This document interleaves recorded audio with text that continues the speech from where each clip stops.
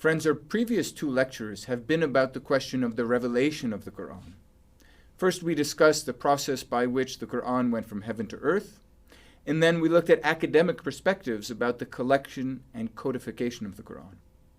We move on now to a different part of the course, where we're going to be looking at the history of interpretation of the Quran among Muslim scholars. And first, we're going to look at the classical period in this lecture, and then in the next lecture, we'll move on to the modern period.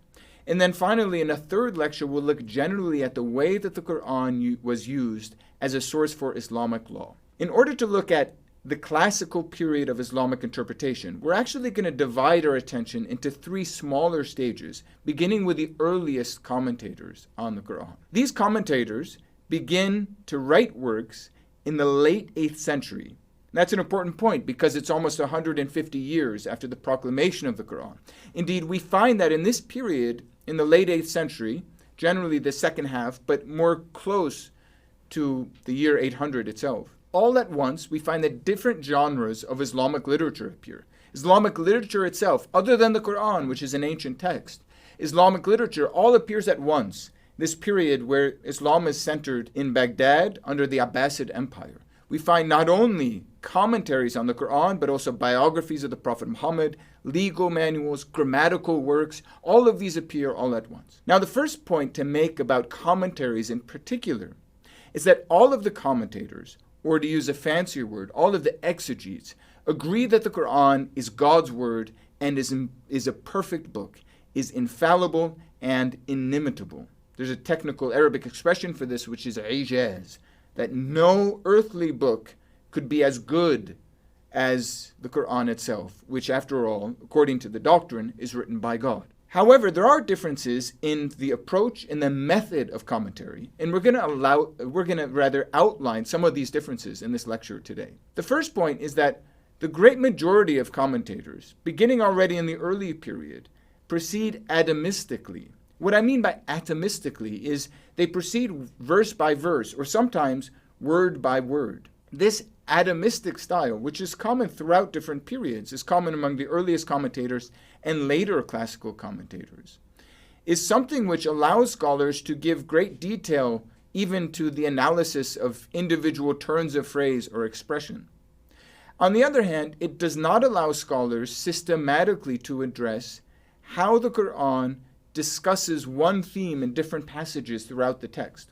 One modern Muslim scholar who laments this atomistic style of most commentaries is the Pakistani Fazlur Rahman, who in his book Major Themes of the Quran writes, "The innumerable Muslim commentaries on the Holy Book often take the text verse by verse and explain it. Quite apart from the fact that most of these project tendentious points of view at great length, by the very nature of their procedure, they cannot yield insight into the cohesive outlook on the universe and life which the Quran undoubtedly possesses." Well, let's enter into the earliest classical commentaries in particular, and we'll start by analyzing the earliest, a scholar known as Muqatil ibn Sulaiman, who dies in the year 767. In these very early commentaries on the Quran, we find almost that the Quran is explained through short stories. This is a method known sometimes as narrative or Haggadic exegesis, narrative commentary on the Quran. Individual words are glossed with other words. Individual expressions are told with the short, or rather explained with a short narrative in order to give them some context or background. That is, the commentary is something like an expansion of the Quranic text. Just to give a couple of examples, in Quran 7, where the Quran says that God has sent down feathers to the children of Adam. We mentioned this earlier, this passage in Quran 7. Muqatil ibn Sulaiman, he simply explains that feathers is a reference to fine clothing. In another place, Quran chapter 2 and verse 30, the Quran has God say that he's going to create man as a successor, Khalifa. Muqatil asks the question, what can this mean, successor? How can man be a successor? To whom? What or whom is man succeeding, coming after? And Muqatil, to explain this, tells a story according to which God created the angels and the jinn, or the genies, before he created Satan and humans. The angels, Tafsir Muqatil, or Muqatil ibn Sulaiman, explains, were created to be the residents of heaven and the jinn residents of earth. So the jinn were the first residents of earth, and then humans succeeded them or followed after them. And that's why Quran chapter 2 verse 30 speaks of man as a successor. If we move ahead in time and look at later classical authors in the heart of the medieval period, we find that they pay great attention to the precise wording of the Quranic text. But we also find that unlike the early commentators, they're concerned with reporting traditions about the Quranic text. They have generally a tradition-based style. This is a method known as tafsir bil-ma'thur in Arabic, which is explanation of the text through reporting what has been passed down. Now, these traditions can come from the Prophet Muhammad himself, or they can come from companions of the Prophet. One of the best examples of this is the great scholar, also historian and exegete or commentator of the Quran, Abu Ja'far al-Tabari, who dies in the year 923. Abu Ja'far al-Tabari says there are 4 sources for wisdom about the Quran. The first of these is the Quran itself. So if the Quran can explain itself, this is the best approach. The next is the Prophet Muhammad himself. After that comes statements from the companions of the Prophet Muhammad. And after that comes statements from successors, that is the next generation of the companions of the Prophet Muhammad. Now, to an academic scholar, the first approach is the most compelling, the idea that the Quran can explain itself. Very often, the Quran mentions something or refers to it obliquely, which it refers to in greater detail somewhere else in the text. To give one example, in the Quran chapter 37, the Quran, in recounting the story of Lot, mentions an old woman, I'm quoting here, an old woman who lagged behind. Now this reference or allusion to an old woman is explained by other verses in the Quran, such as chapter 7 verse 83, which make it clear that this old woman is Lot's wife. So the Quran is explaining the Quran. But Muslim tradition says that's not the only valid way of explaining the Quran. We can also look to what Muhammad said about the Quran. For example, one contemporary Muslim scholar, Abdullah Sa'id, writes about this. The Prophet was the transmitter of God's word and was deeply involved in it, emotionally, spiritually, and intellectually. The relationship between the Prophet and the Quran was intimate and reciprocal. Now, of course, there are all sorts of questions that academic scholars might have about what we can know, in fact, about what Muhammad really said, how authentic are the traditions about Muhammad's sayings, that is the hadith, and there's been a long debate over their authenticity. But for now, we'd like to underline and emphasize the traditional way of reading the text and these traditional styles of exegesis. Now, it's interesting to point out that the Islamic community in this classical period of exegesis had the conviction that not only Muhammad himself, but also those around him and those who came after him were valid interpreters of the text. That is, Muhammad himself, this is understandable because he's said to be protected by error, a perfect man. But also the companions and the successors are said to be authoritative. On this point, Abdullah Sa'id explains, had the young Muslim community opted to divide the companions into good and bad, believers and unbelievers, honest and dishonest, knowledgeable and ignorant, the bridge between the prophetic period and the new generation would have been placed in jeopardy.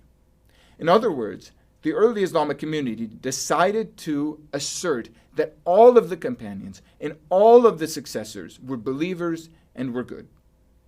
Now, there's some differences on this point in particular among Shiite exegesis. Remember, according to Shiite Islam, the proper successor to the Prophet Muhammad was Ali.